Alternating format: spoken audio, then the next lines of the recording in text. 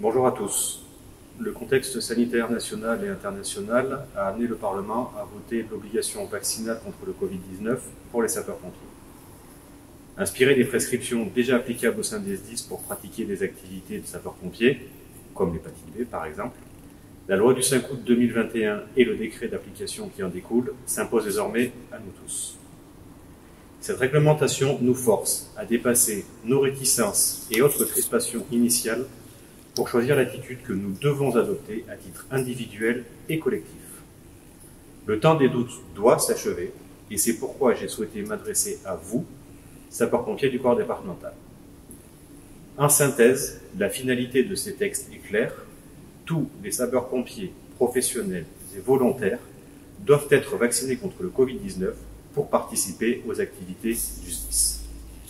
Et ce, quelles que soient les activités pratiquées.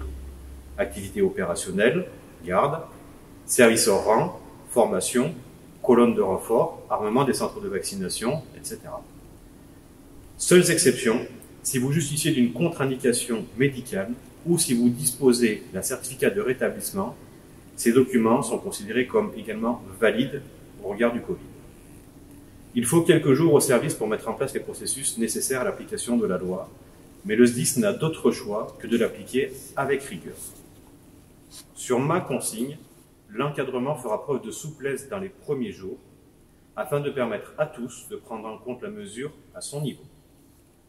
Pendant une période transitoire définie par la loi, ceux d'entre vous qui ne seraient pas en position régulière vis-à-vis de la vaccination Covid pourront tout de même continuer leurs activités sous réserve de justifier d'un test virologique valide de moins de 72 heures. La loi prévoit que c'est à vous de justifier votre situation. Si vous êtes dans ce cas, vous devez donc prendre vos précautions pour anticiper la réalisation de ces tests de manière à présenter un certificat valide qui sera vérifié par la hiérarchie dans votre centre ou votre service au début de chacune de vos activités planifiées ou programmées. Cette période transitoire doit nous permettre à chacun d'entre nous d'effectuer son parcours vaccinal complet. En tout état de cause, au 14 septembre, vous devez tous avoir fait au moins une première injection de vaccin. Au 15 octobre, le parcours vaccinal doit être terminé pour tous. Les conséquences peuvent être très lourdes pour ceux qui ne se conforment pas à ces règles, et c'est pourquoi il importe que l'information soit parfaitement connue de tous. Un maximum de facilité sera apporté pour vous permettre de vous inscrire dans le dispositif légal. D'abord, le pôle santé-sécurité se tient à la disposition de tous pour fournir les informations et les conseils nécessaires à la compréhension de ces mesures. Ensuite, si certains d'entre vous ont besoin d'être libérés sur leur temps de présence pour se faire vacciner, l'encadrement du centre autorisera une absence.